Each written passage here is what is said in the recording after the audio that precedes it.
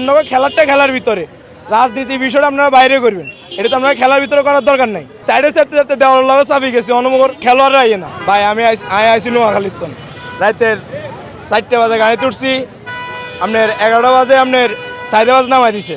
আমরা বন্ধু বান্ধব 6 জন আইছি, 6 জন আমাকে গাড়ি বা আওয়া যাওয়া গাড়ি বা আছে, টিকিট লইছি, থাকা খাওয়া আছে, প্রায় আমাদের 8-10 হাজার টাকা খরচ হয়ে যাবে। এখানে টিকিট কিনছি, সব কিছু মিলে 8-10 হাজার টাকা। আইসি কিনলাই আমার নোয়াখালীর খেলা আছে, খেলা দেখবেলাই আইসি। এখন ইয়ে নাই দেখতেছি যে খেলা হইতো না, রাতে 3টা বাজে টিকিট কাটছি। যদি খেলা না হয় তাহলে আমরা অ্যাপসেতে টিকিট কাটা বদ্ধ করে দিতেন, যে টিকিট কাটা হইব না, খেলা হইতো না, বদ্ধ, এই সমস্যা ওই সমস্যা আপনারা বুঝাইতেন নাম করে। তাহলে আমরা তো এত কষ্ট করি আইতামও না, খেলাও দেখতাম, আইতাম না, টিকিটও কিনতাম না, আমরা এত টিয়া কষ্ট করতামও না। এখন আইসি যে পুলিশের দিক গেলে, প্রশাসনের দিক গাই ভাই খেলা হইব নি, কইতে আছে সাইডে যাবেন, ওদের দিক গায়ে খেলা হইব নি, সাইডে যাবেন।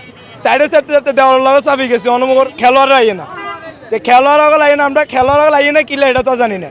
এখানে আইসি আর শুনছি যে এমনি কি একটা সমস্যা হয়েছে, সমস্যার কারণে তারা খেলতো না, এত মুখটা বয়কট করা লাগবে। যেটা আপনাকে খেলার ভিতরে রাজনীতি বিষয়টা আপনারা বাইরে করবেন, এটা তো আপনারা খেলার ভিতরে করার দরকার নাই।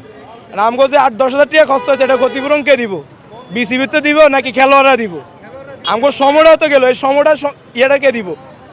এই খেলোয়াড়রা দিব নাকি বিসিবিতে দিব? কেউ তো আর দিত না। আমাকে যেসব টাকা খরচ হয়েছে আমাকে এসব টাকা দিয়ে দেখ, আমরা নোয়াখালী চলে যাই, শেষ।